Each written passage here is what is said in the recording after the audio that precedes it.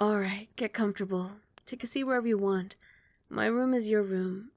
And I know you probably want to relax after what just happened. I recommend taking a seat on the bed. I don't know exactly what's so special about it, but it's way comfier than the normal one. It's amazing what money laundering can buy. So, yeah, I'm really sorry that my mom was really rude and threatened to do all those horrible things to your family if you don't marry me. Like, even for a mafia boss, that was really mean. I don't know what's gotten into her. Well, okay, so you know I had a crush on you for a long time, right? Well, maybe you don't because you're adorably dense, but I do. I still do. Uh, you know I thought that little shudder I do when anyone gets too close to you would really give it away? But I guess maybe that was a bit too subtle a sign for you? Well, I guess now you know. So I loved you for a long, long time. As long as we've been friends, basically. And my mother, the perceptive woman that she is, noticed this. And she said to me, "You know, Crystal, you spend all your time stalking your friend. You're so into them, you should just take them." My mother, she has this, what's the word? Mentality. Like if you want something, you should take it. And anything less signals weakness, which is unacceptable for her. Signaling strength is the most important thing in her life to her. And since I'm going to be the head of our little crime family someday, she wants me to follow in her footsteps and just take what I want. Just like her. And I have to admit, I do want you. But I want to give you your own choice, of course. I know you're your own person with your own wants and needs, but she doesn't see things my way. I tried to talk in some sense to her, but she wasn't having any of it. She said I'm soft, and she's trying to fix that. She's not one to compromise. So, for the safety of your family, I think we should just go along with this little arranged marriage. And it's not enough for you to just marry me, you know. She called you my pet. And she said you need to be a good little pet for me and obey me. And if you didn't, I would look like a pathetic, spineless wimp unfit to lead, and that I would destroy the family with my weakness. If you can't rule a dog, you can't rule a family. That's what she told me. It's ridiculous, I know. I'm cold-hearted. And besides, you're not a dog. If anything, you're more like a puppy. I'm sorry that came out wrong. But the situation doesn't change. The only real way to deal with this is to appease my mom. And you don't have to be my pet, but you just have to act like it. I'm sure you don't actually want to be my pet after all. I mean, what would that be like? You laze around in my bed all day as I bring you food and give you attention? And all you ever have to do is shake my hand or something when I say so? Sounds kind of boring, right? Oh, okay. I, wasn't expecting you to actually like the sound of that. But it wouldn't just all be lazing around, you know. If I become your... what would mother call it? Mistress wife or something like that? But if we do have that sort of relationship, you would have to obey me, no matter what. Do you really trust me with that much power over you? Well, I appreciate you trusting me. I'm also a bit concerned you trust me with all of that, but I appreciate it still. Anyway, knowing my mom, she isn't going to be satisfied with all we do is drop by every once in a while and I tell her, "By the way, my friend is still my pet," while you nod your head. Well, I guess we'd be married, so we'd be more than friends, but you know what I mean. But basically, it's not enough to say you're gonna obey me. You actually have to obey me. I really want to protect you and your family, so this isn't something we can be wishy-washy on. I'm gonna do my best and only give you orders that would... how would I say it? Would be good, you know? And that can hopefully keep my mother off of your family's back at the same time. You know, decades from now, if my mother kicks the bucket, we won't have to worry about her. and you won't have to be my pet anymore. I mean, unless you want to. But like I said, you really have to obey me.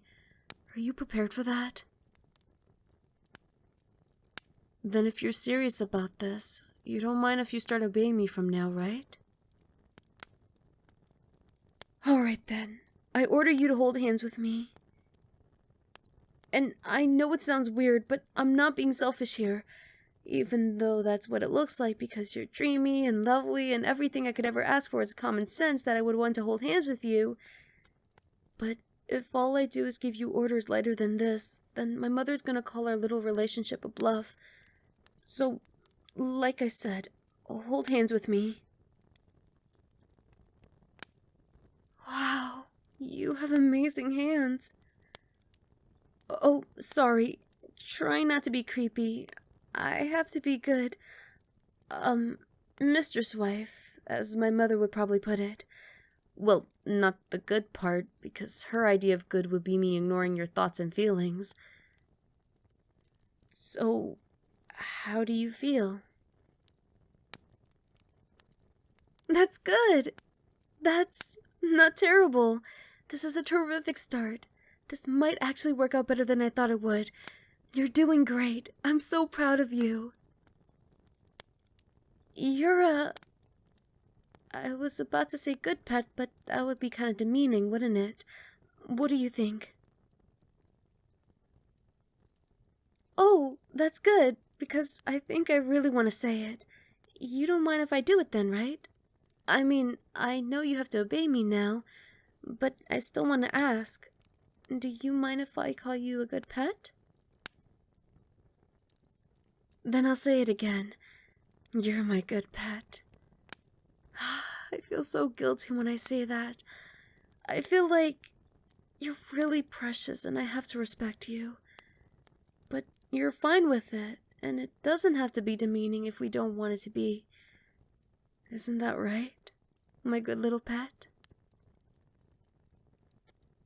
I think I could get used to this. Let's see. What's another reasonable order to give you? You know, just to make sure you're truly comfortable in your new role.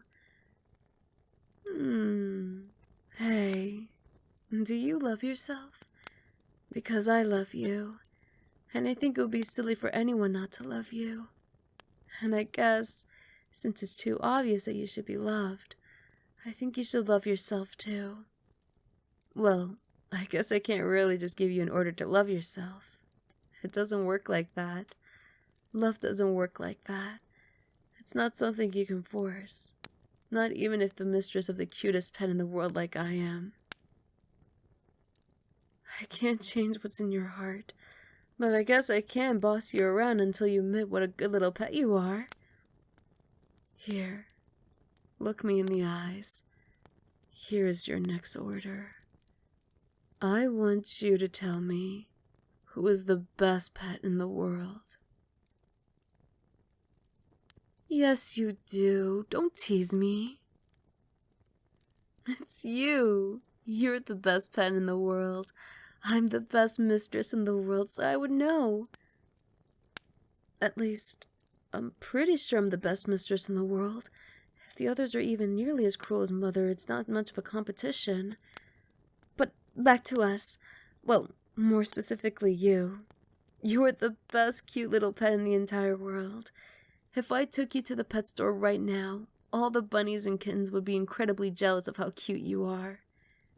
So tell me, who's the best pet in the world? I'll give you a hint. It's mine. That's right, it's you. I think you could say it more assertively than that, but it's a nice start. Not only you are the cutest pet in the world, but also the best behaved apparently. I'm so proud of you. I think I'm getting really into this. Is that wrong? You know, I hope you won't hate me for this, but I often thought of what it would be like to have you. And by that I don't mean to just dating you, but to truly have you.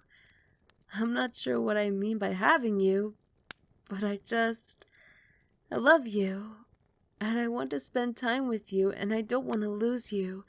In my mind, that primal instinctive part of my mind assures me that if I can just have you, then I can have that security. Then everything can work out. I used to be disgusted by that part of myself, by that desire. I thought that desire was disgusting. I thought maybe it would hurt you. But now that you're mine, wagging your tail like a good little puppy for me, and I'm not so sure, maybe I can make you happy, even if I own you. I just have to lavish you with the love greater than any freedom. And I'm sure that the happier I make you, the more easily you obey me. Then everything can work out. So tell me, what can your mistress do to make you happier? You'll be staying with me from now on, so we'll be having plenty of time together. You know I got tons of money. None of it honest, but everyone takes dirty money as long as you can clean it. Sometimes you don't even need to clean it, so I could just spoil you. What do you want? Like, maybe a soda or a coffee fountain in my room? Well, I suppose it'll be our room. Oh, I get it. Money is no replacement for love after all. Well, then let me say it clearly. Mistress loves you, and now that you're mine, I'm never letting you go.